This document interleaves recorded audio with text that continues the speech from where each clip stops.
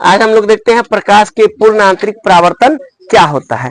तो प्रकाश को किसी परावर्तक सतह से बिना टकराए, है ना, उसी माध्यम में लौटने की घटना प्रकाश का पूर्ण आंतरिक परावर्तन कहलाता है।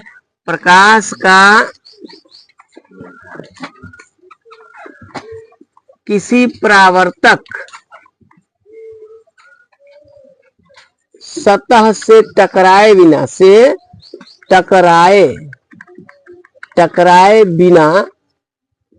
उसी माध्यम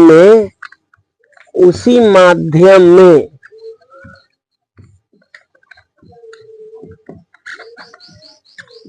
लौटने की घटना प्रकाश का पूर्ण आंतरिक परावर्तन कहलाता है।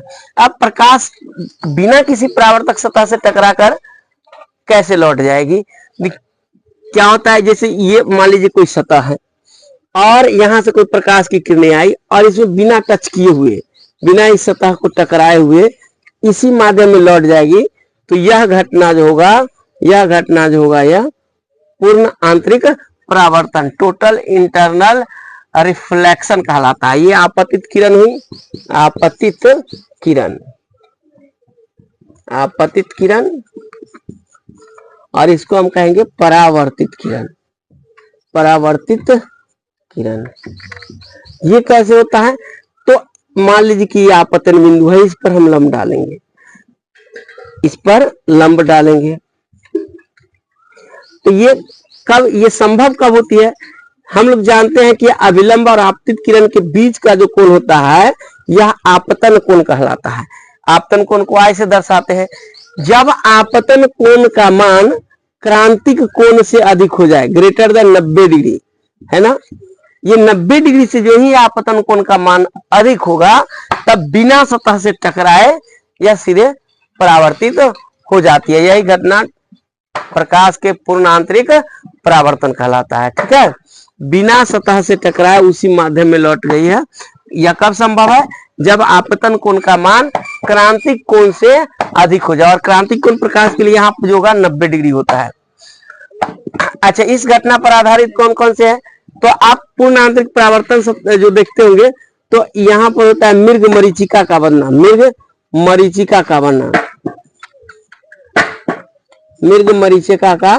बनना, इसी घटना पर आधारित है। पूर्ण आंतरिक परावर्तन जो होता है इस पर आधारित जो एक और घटना है यह होता है संचार जो व्यवस्था उसमें किया जाता है ऑप्टिकल फाइबर, है ना। ऑप्टिकल फाइबर जो होता है, ऑप्टिकल फाइबर, इसमें भी ऑप्टिकल फाइबर में पूर्ण आंतरिक परावर्तन का प्रयोग किया जाता है।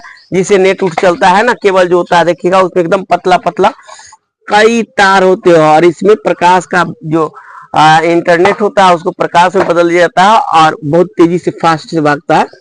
दूसरा आप देखेंगे डॉक्टर एक प्रयोग करता है आंत को चेक करने के लिए कि आंत में कोई इन्फेक्शन है या नहीं। उसका नाम आता है लेप्रोस्कोपिक सर्जन जो होता है। तो लेप्रोस्कोपिक यानी आंत के इंटरनल जांच जब किया जाता है तो उसमें भी प्रकाश के पूर्ण आंतरिक परावर्तन का प्रयोग किया जाता है। मृग मरीचिका क्या है? तो जब खूब गर्मी पड़ती रहती है वही उस परिस्थिति में रेगिस्तानी क्षेत्रों में, मरुस्थलीय क्षेत्रों में कोई मृग जो होता है, मृग उसको आगे आकर के बहुत दूर जब सीधा सीधा देखता है तो उस समय उसको लगता है कि यहाँ पर पानी है, क्योंकि प्रकाश के पूर्ण आंतरिक परावर्तन के कारण उसे वहां पर पानी दिखाई देता है। लेकिन वहां जाने के बाद उसे पानी वहां पर मौजूद होता ही नहीं है। इस घटना को ही मृग मरीचिका कहा जाता है।